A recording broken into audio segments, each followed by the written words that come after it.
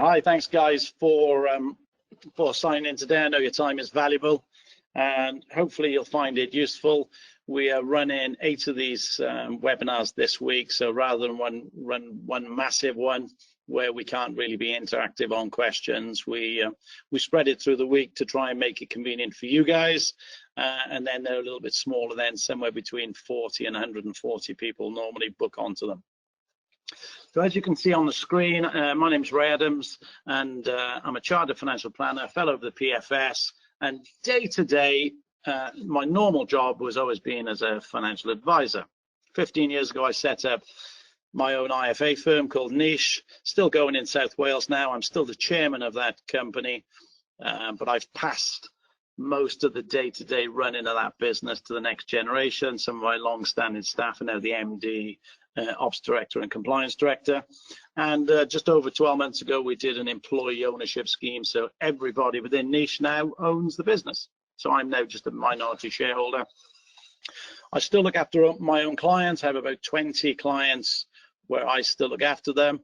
And I didn't just keep all load of high net worth clients. I've got a variety of clients who've become friends, good friends of me over the years. So it means that I use CashCalc myself as a financial advisor. And so some of the functionality I'm going to show you today, I still use myself. But I try and spend most of my time now working on CashCalc with the developers and the marketing team here to try and improve the product, because I feel that now we've got the potential to assist you guys to do your job more efficiently, which gives a better outcome for the clients. So we're having I can have more of an impact than if I just continue to look after 100, 200 clients of my own. Within CashCalc, we have 260,000 households entered in there at the moment.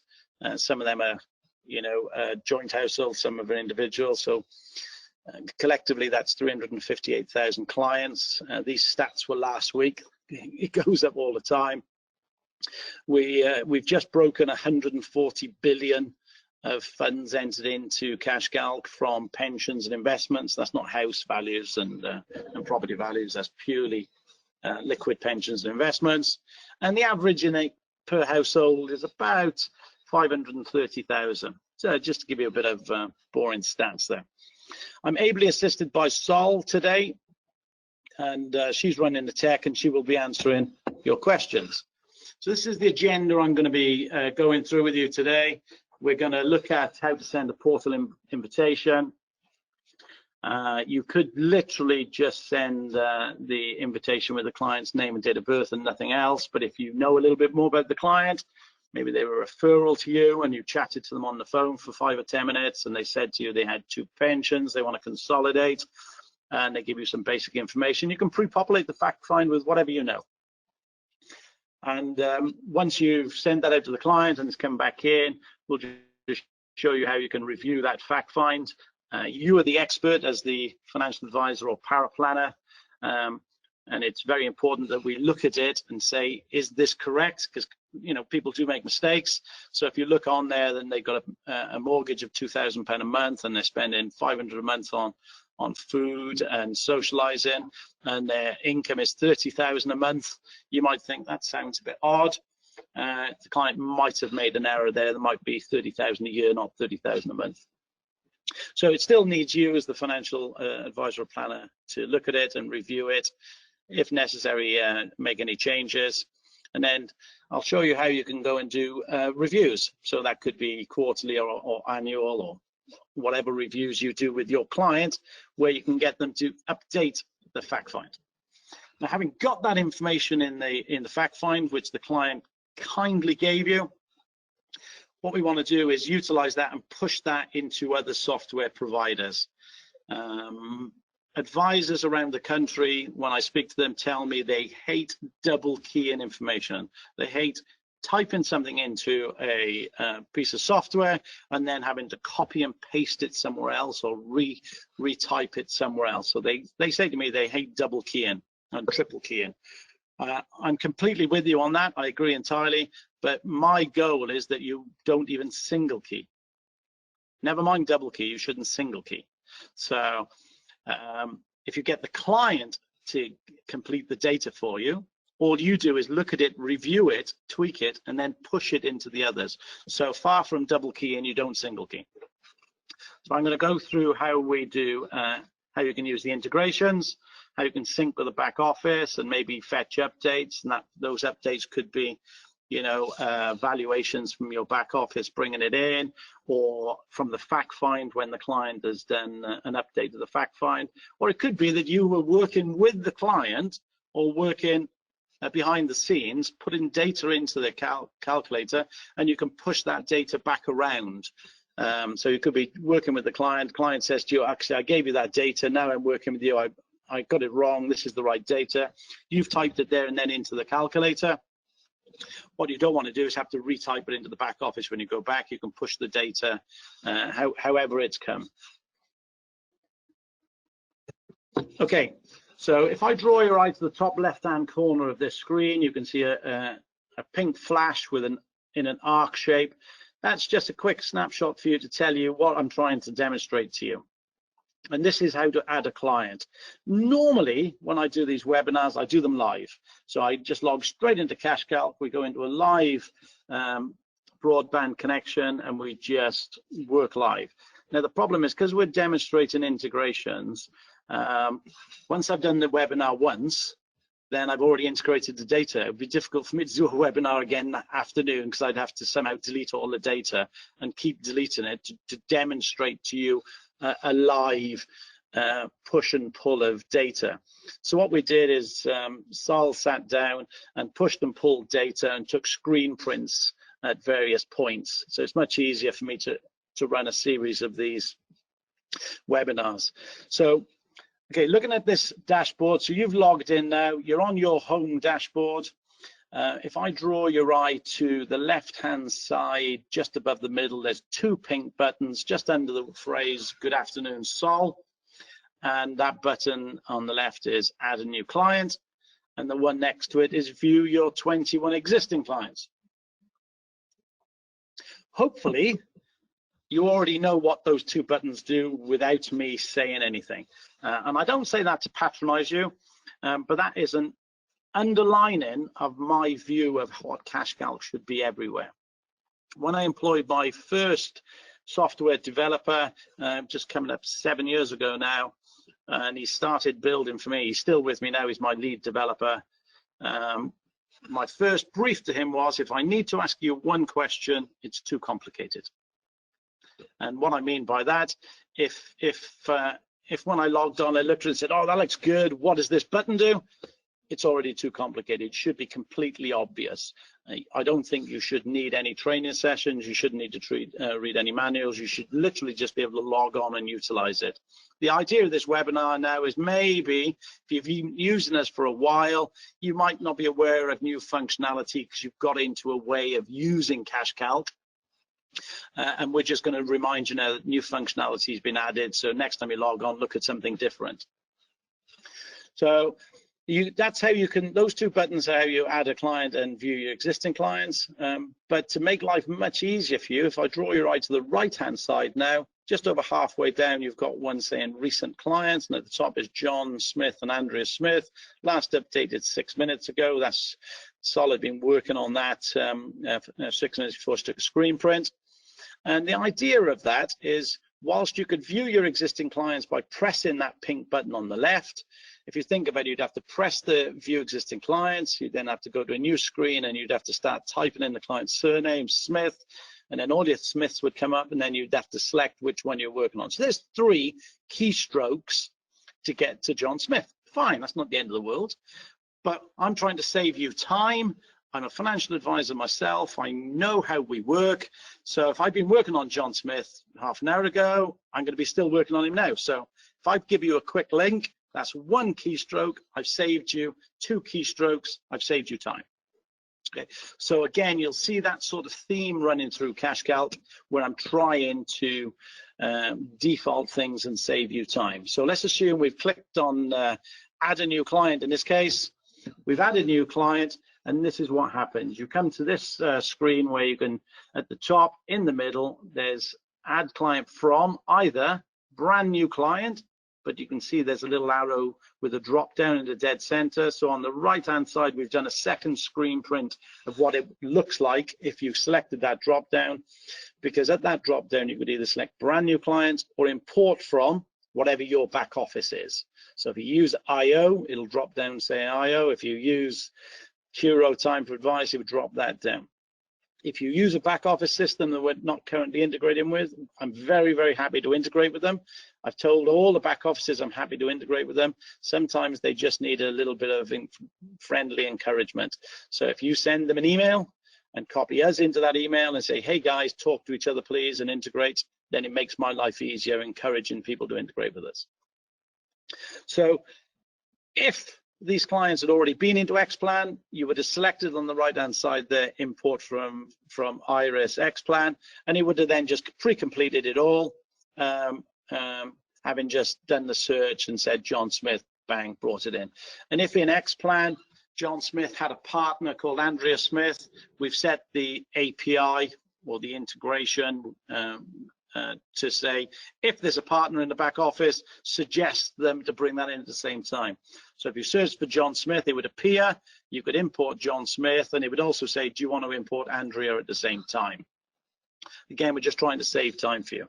But in this case, it's a brand new client. So you've selected brand new client, you've then had to manually type in John Smith, John's date of birth, Andrea Smith, Andrea's date of birth, and at the bottom, press that pink button saying add client. So once you press that button saying add client, you then go to the dashboard for that client for you to now work on that client. Hopefully, having gone to this page, your eye was immediately drawn to a big yellow button, and in the middle an even bigger pink button. And maybe your eye was drawn to a blue button and some other ones in the shape of a clock or a flower, whatever you visualize it as. CashCalc has over 25 calculators and tools, but 82% of all of CashCalc's use is of the yellow button and the pink button. Okay? So they're the most common features of CashCalc. When you build software, you normally have a menu across the top and a menu around the side. And if you look at this screen, there's a menu across the top and there's a menu down the side. And if you look at that menu going down the side, which is below my company logo of Niche, but of course, when you're logging in, it'll have your company logo and your name. And below that, it says John Smith. And then below that, it says Financial Planning Tools, which is what we can see now to the right. But below Financial Planning Tools, you can see Onboarding and Data Capture. And if you take your eye back over to the yellow button, that's exactly what the yellow button is. If I go back over to the left now, below Onboarding and Data Capture, you see a link saying Client Profile and Integrations. Now I draw your eye across to the blue button, that's exactly what it is. So what I'm demonstrating there is you can do the same thing in CashCalc in a couple of different places. So you've got the standard format of across the top and the left, but your quick links I'm putting there at eye level. A bit like when you go shopping in a supermarket. If they want you to buy Cross and Blackwell beans, they're on the eye level shelf as you walk down the beans aisle. And if next week they want you to buy Heinz beans, then they'll shift them around to try and get you to buy the Heinz beans. So what we do is we just say, look, these are the common used tools, so let's make life easier for you. So I'm just trying to demonstrate all the small things that we think of behind the scenes to help you. So we've pressed that yellow button. We've gone into the client onboarding and fact find.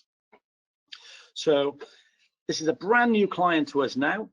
So if you draw your eye to the bottom of the page, right at the center, you can see there's a fact find, no changes requested yet. Okay, and on the right hand side at the bottom, you've got an option there which we're assuming you're going to do is send a new request. There's also a more button to the right which you can do more things, but we're assuming at this stage you've never done a fact find, so the first thing you're going to want to do is send a new request. Okay, but if I draw your eye now to the dead center of this screen, a slightly paler blue, there it is as well, request information from John and Andrea. You can do it there as well. So let's press that blue button, request information from John and Andrea. So now what you're going to do is going to send a message to John and Andrea with a request from you. Okay, so if you've been using CashCalc for some time to do the data capture, you'll recognize step one was a page, and you used to fill that in. And when you click next and you go to page 2, and you'd have step 2. And when we redid this, we thought, well, actually, we don't need 3 or 4 different pages. We can get this all in one. You can see exactly the information we're going to request on the next pages because they're all here now. And hopefully you can get it done easier and quicker. So again, if I draw your eye to the top, step 1, you can see there's a blue button just below step 1, which we've defaulted, which is a radio button saying email it via CashCalc. You can change that radio button to the right, which is send myself, by copying a link. So if you only ever want to send emails from your own server with your own font and your own signature, everything from you, you can just you can paste the link into your own personal emails if you want. I try and encourage you to use it through CashCalc because it gives us much better management information. We know when it's been sent, because of course if we just give you the link, we don't know if you ever send it. So we know when the client has returned it, but we don't know how many times you ever sent it. So we don't know what your return rate is. We can't give you any stats on that. But actually, if you just let CashCalc send it, you know, we've got an end-to-end process. So all you need to do is literally type your client's email address there. As you can see below that box, it's got solid. CashCalc will also be copied in. So when you send the client an email, you'll get CC'd an email as well. So you've got a bit of an audit trail, so you know that it's successfully gone to the client because you've got a copy. Right, step 2, verification. This is all part of security now. I'm obsessed with security in CashCalc. I said right at the start, we've just broken 140 billion. That's a lot of data. You know, it's right and proper that we are obsessed with security to make sure that data is safe. So even though when we send a secure link to the client, it is secure, HTTPS, if the client's laptop or tablet is stolen or lost, and the thief manages to get into their laptop or tablet and open their emails, they could click on that link. And if they click on that link, then potentially they got access to what the client has typed in. So we need a second layer of security, which we call 2-factor authentication. So we will send the PIN number. And again, if you look at step 2, the blue button is get CashCalc to send that text view, because we'll send them both simultaneously. As the email goes out, a text goes out. But again, you can deliver that text yourself if you want by changing that middle button in step 2 to deliver myself. And you can then deliver it yourself. If you're on the phone to the client, say, look, I'm just triggering you a link now. Your PIN is 8147 in this case. You could give it on the phone, or you could send a text yourself. I'd really encourage you not to send it by email, because that's a pointless exercise. Because if that thief does get into emails, they're going to see the link in one email and they're going to see the PIN in the next email. So we're trying to give you layers of security, but you know, you're finding ways to circumvent it. So I'd really say, well, look, if you're going to deliver it yourself, just don't email it to the client. So we're trying to encourage you to send it via text, put the mobile phone in. Step 3 at the bottom, at the moment, you can only do one thing, which is to send the fact find.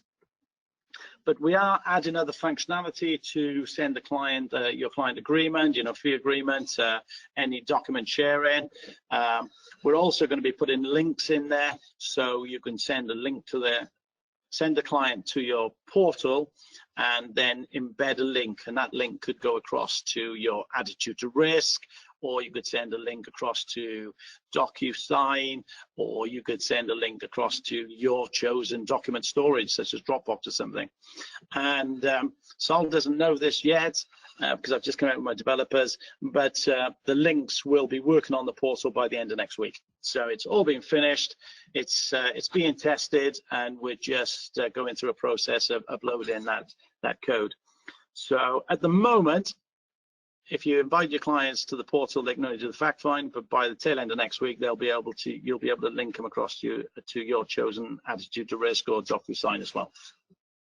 So let's assume you put the client's email address in, you put the mobile phone in. Now all you need to do is press that send button at the bottom, and this is what the email is sent to your client.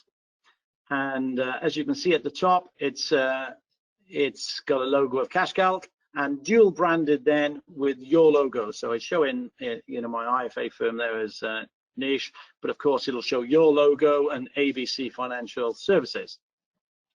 And then if I just look at the wording of the email going out, hi, John, Andrea, it says Sol Leman of Niche, so that would say your name of ABC Financial Services.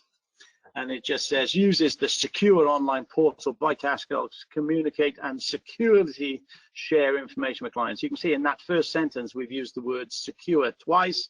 In the title, we've used the word secure. In the next one, we're saying it's secure.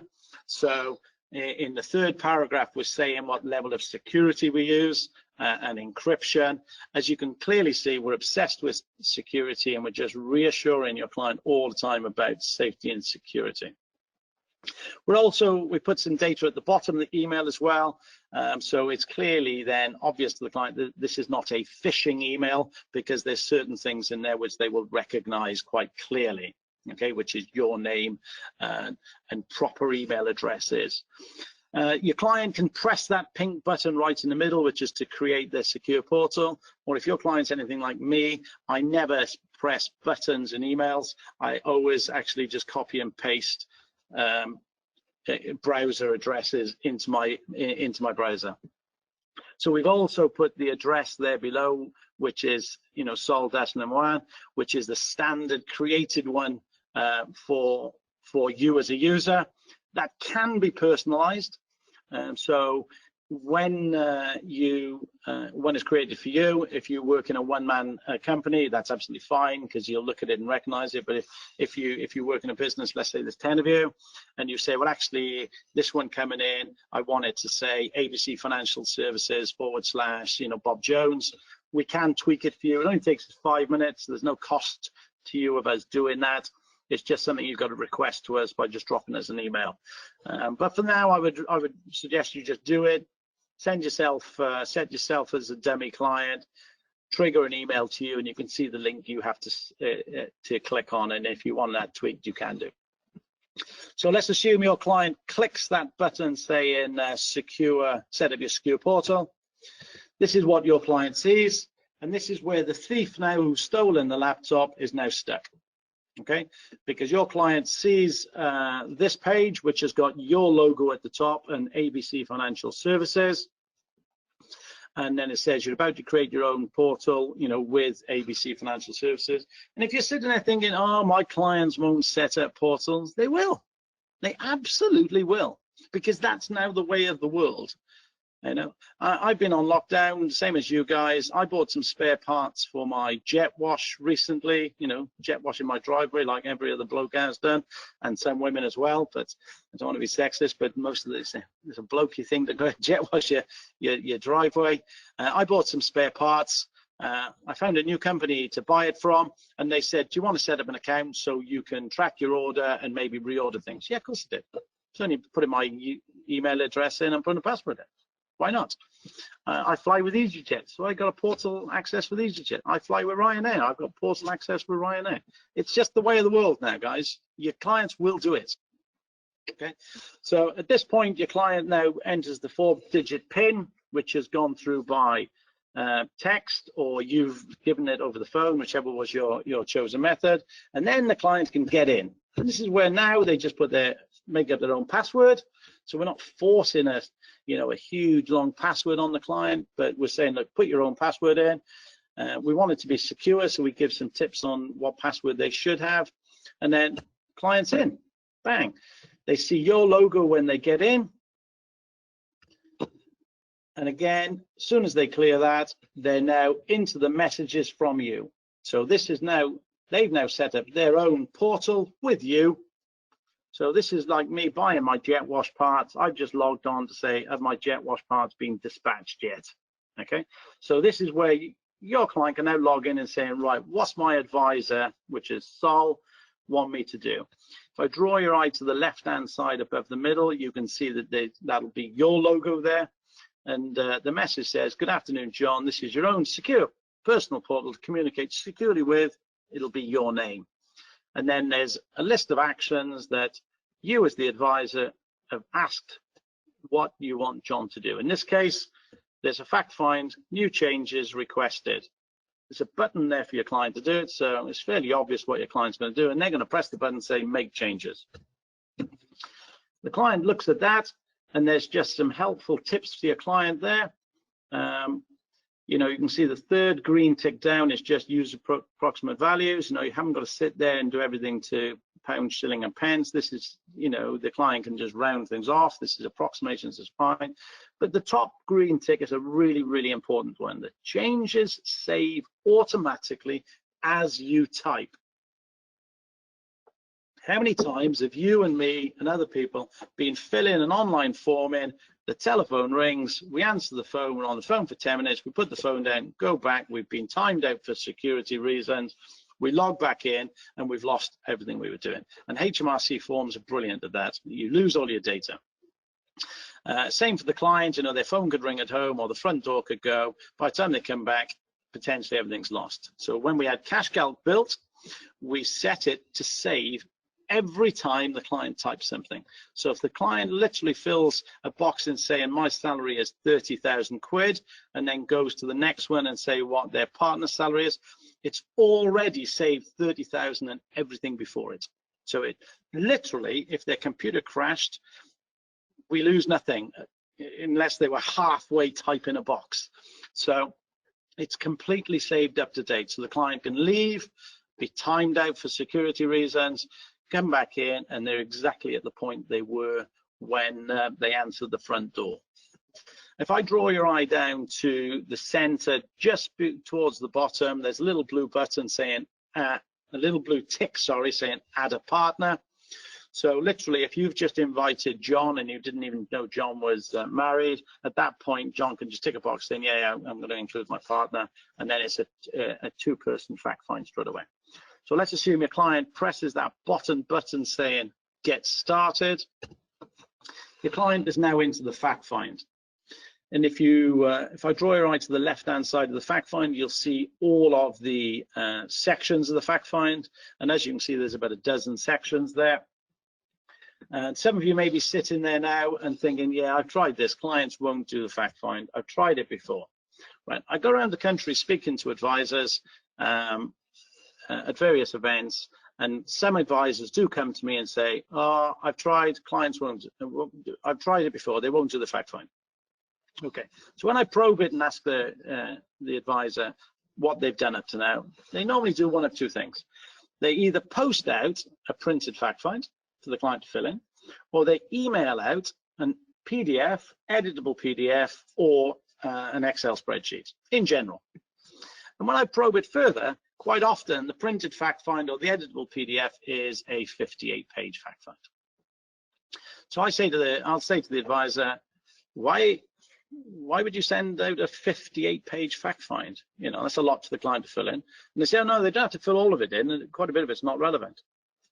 So why'd you send it out then? If pages are not relevant, why are we sending them out to the client?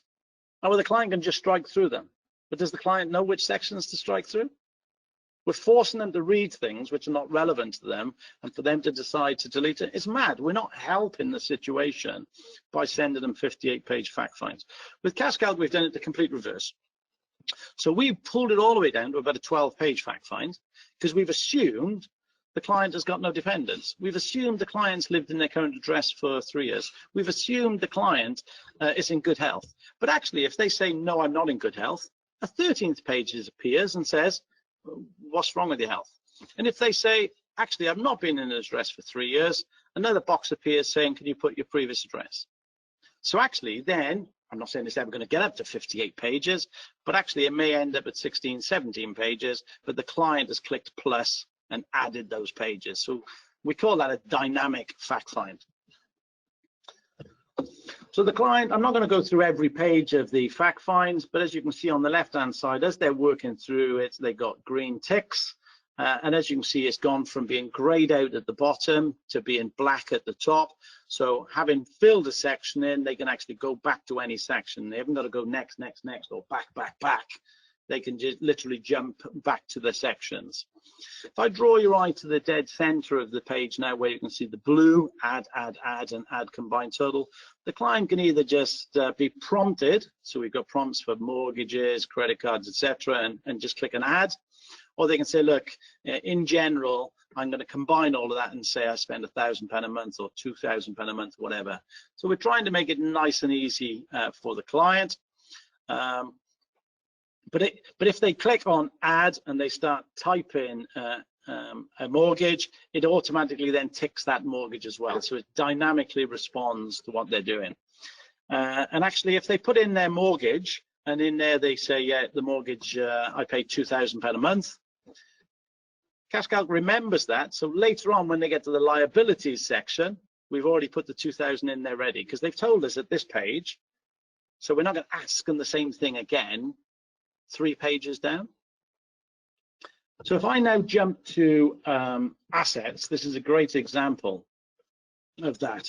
So if your eye has probably been drawn to the logo saying land registry. If I draw your eye over to the left, where it's got personal details ticked green, and below that's got John Smith, Andrew Smith, and it's got address. You know, when John filled in his address, we had a postcode lookup, so all John had to type was CF3 5PB, and then there was a postcode lookup, instantaneous API, and just selected his house number. Soon as Johnny selected his house number, we had an instantaneous API with land registry.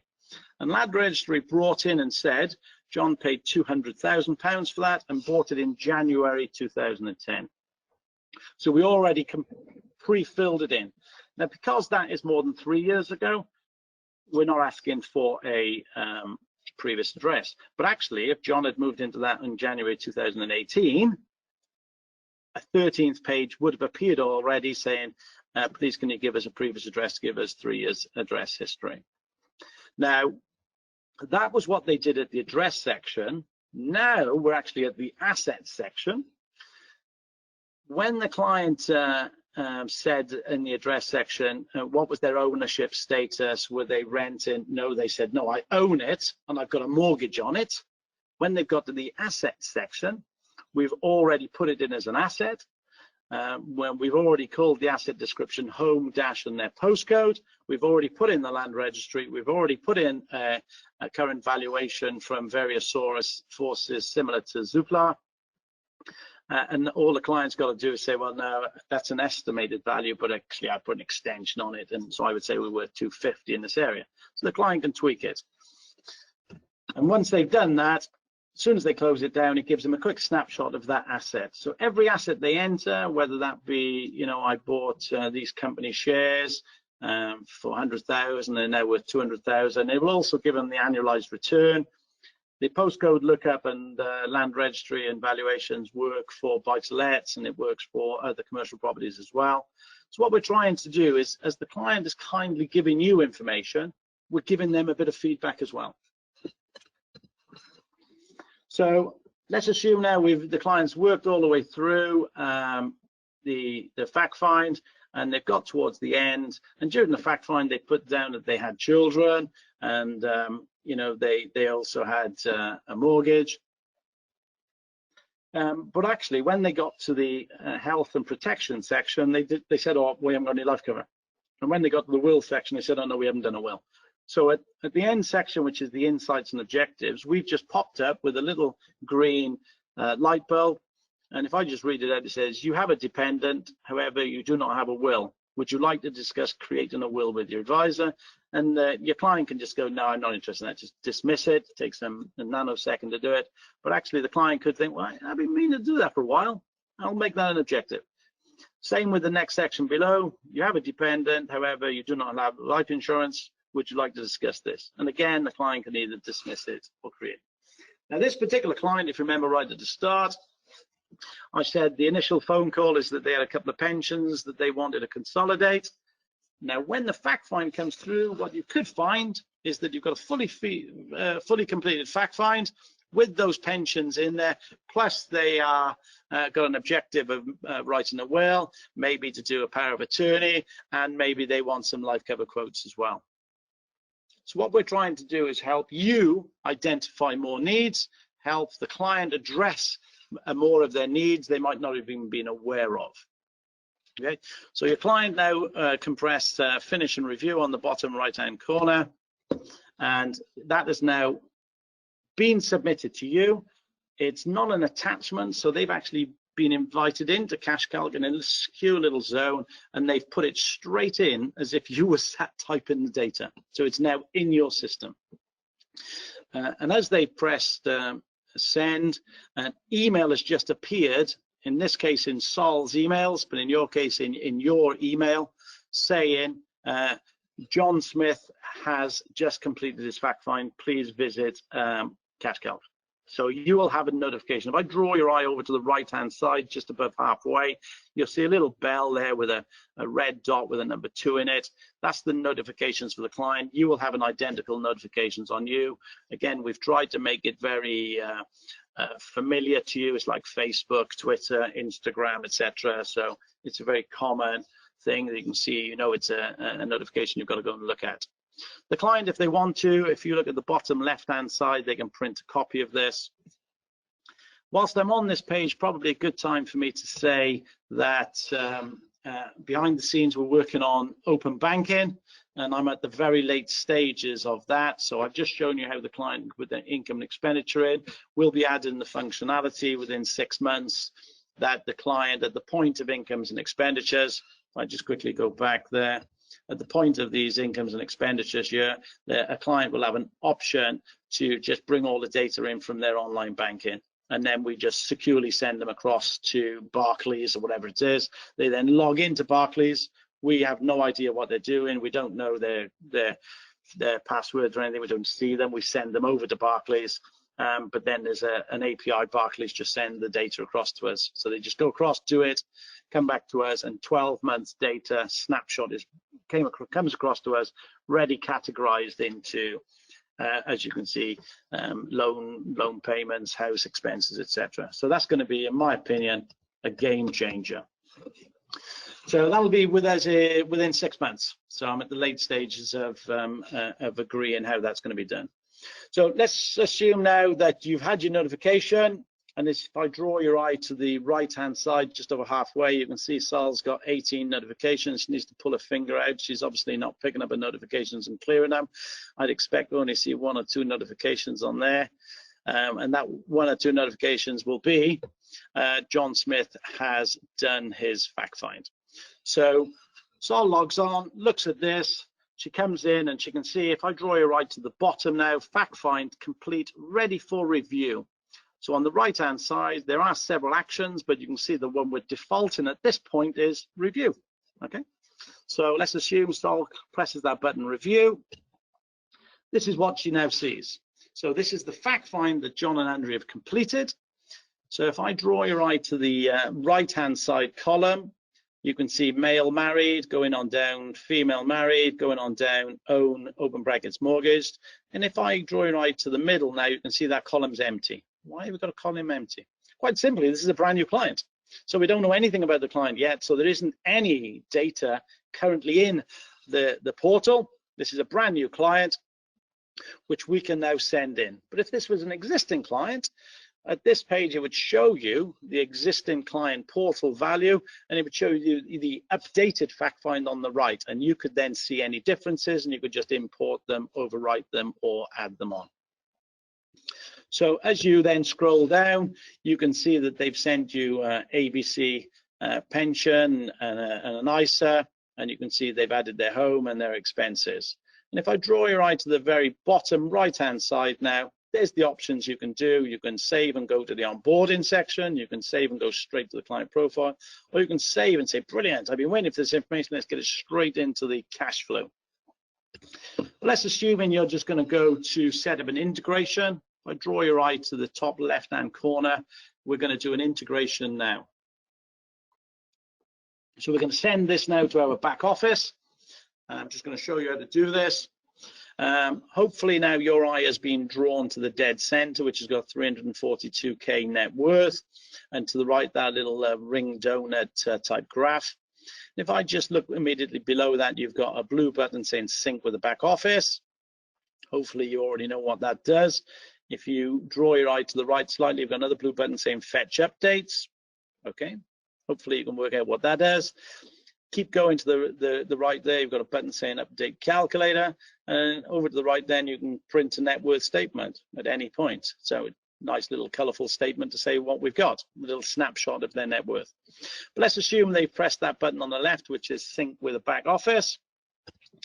And you're probably now thinking, great, you've pressed that button, it's done it. It's just synced with the back office.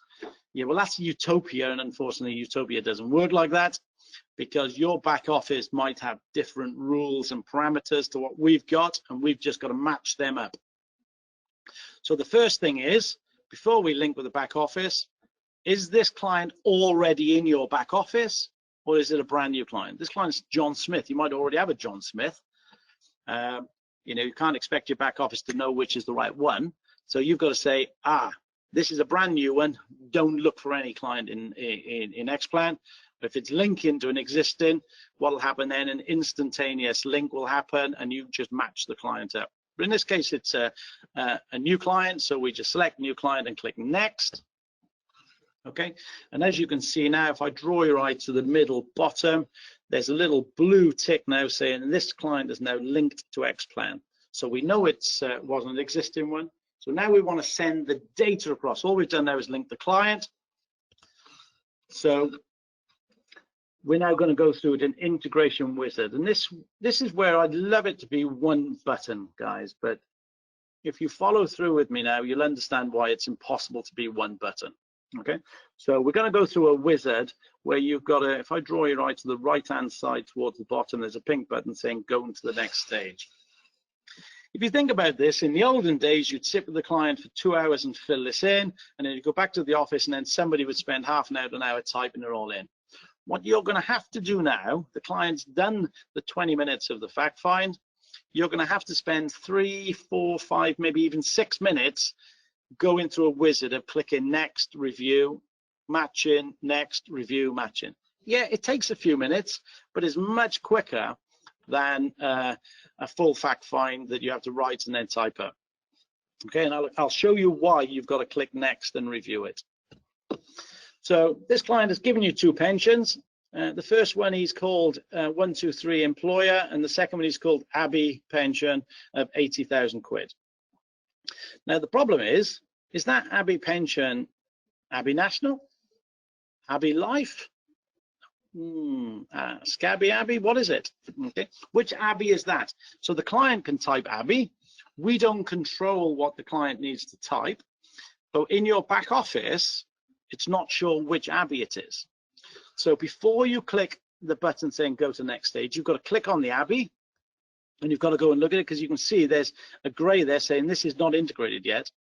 So you click on the button, you go in and have a look at it, and if I draw your eye to the center top of the page, the basic details of John Smith, the name is Abbey, okay, and the client said it's a personal pension.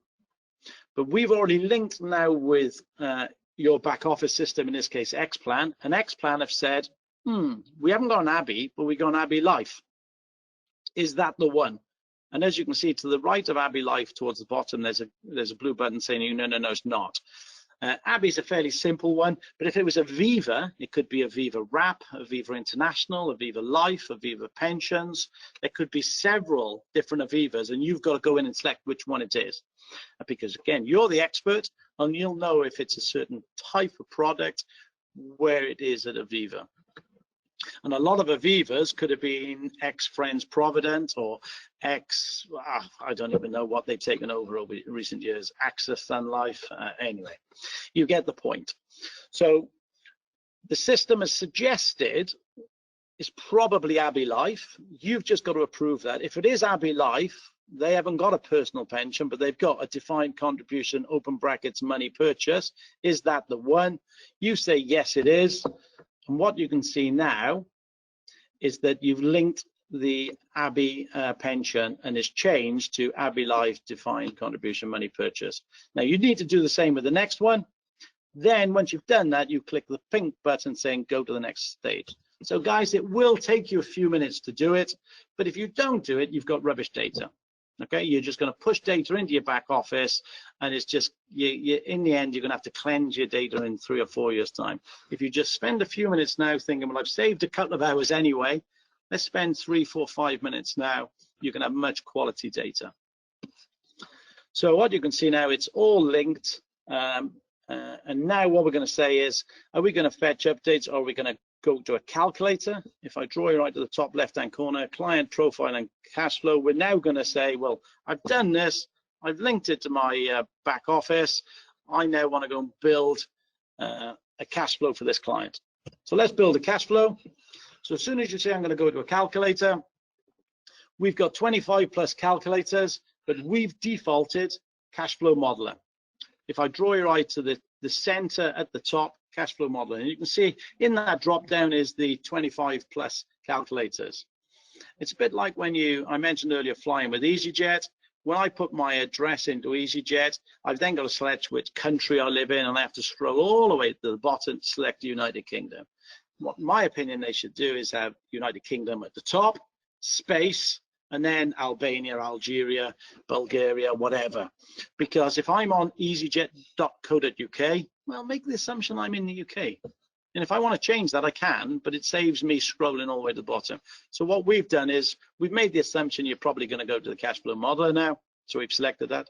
And as soon as you select cash flow model, we then bring the assets below that, which you may need in the cash flow model. So we brought the investments through, pensions through, incomes and expenditures through. We haven't brought the house through. Okay, that's unchecked, because in my opinion, the house is not a liquid asset to be in a cash flow model. Some of you could be sat there throwing your arms in the air now and shaking your head, say, well, it is. The clients are going to downsize in 20 years, or they're going to do equity release. Okay, fine. Well, just in 20 years' time on your cash flow, just add an income saying downsize house or equity release.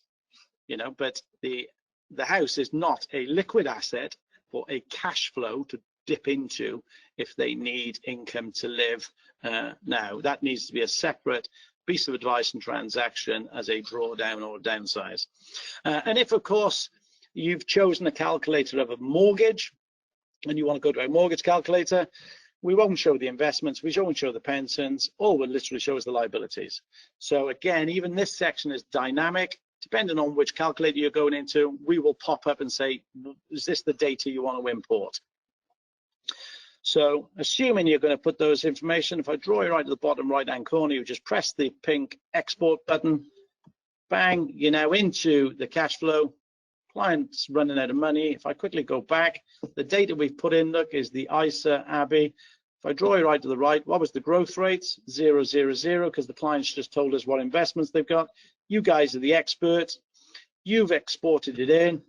And at the moment, that's assuming you've got pensions with no growth. So the first thing you're going to do now is you're going to go and build a cash flow. You're going to try different growths on there.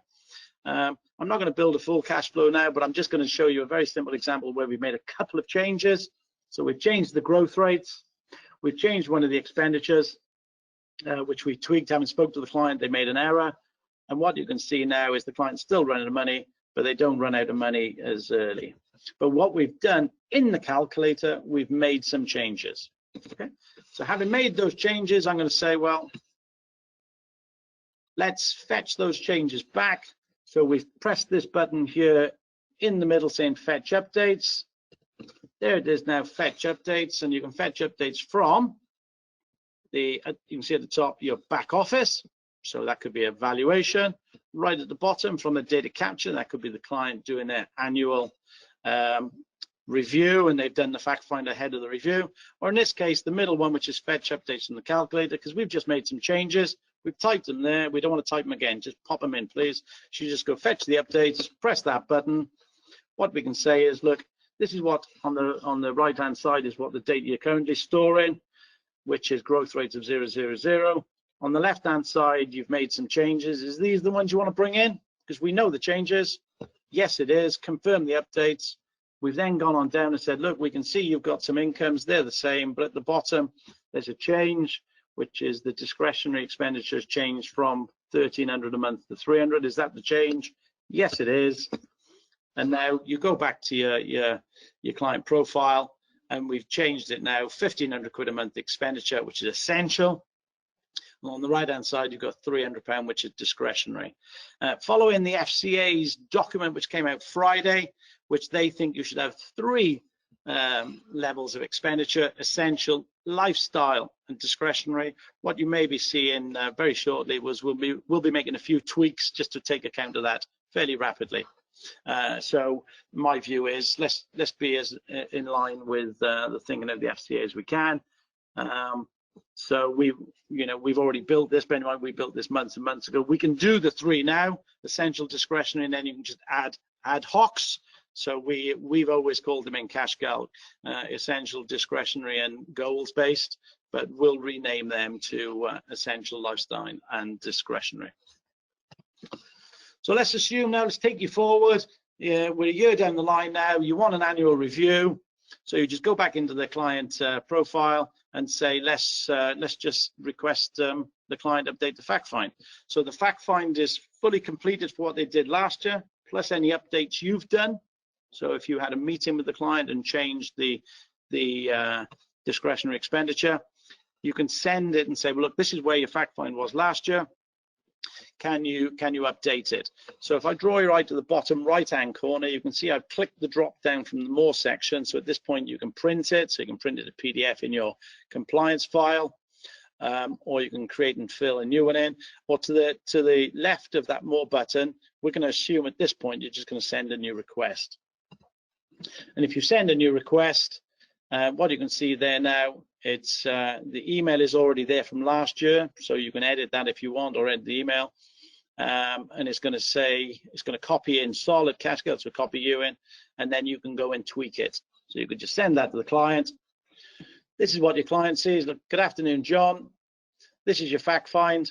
It says last updated an hour ago, but that was an error by us when we switched it off. Normally that would say last updated a year ago. So the client updated a year ago. So, and as you can see, the client needs to make some changes. So they press the blue button. Their salary now was 45 last year, is now 46.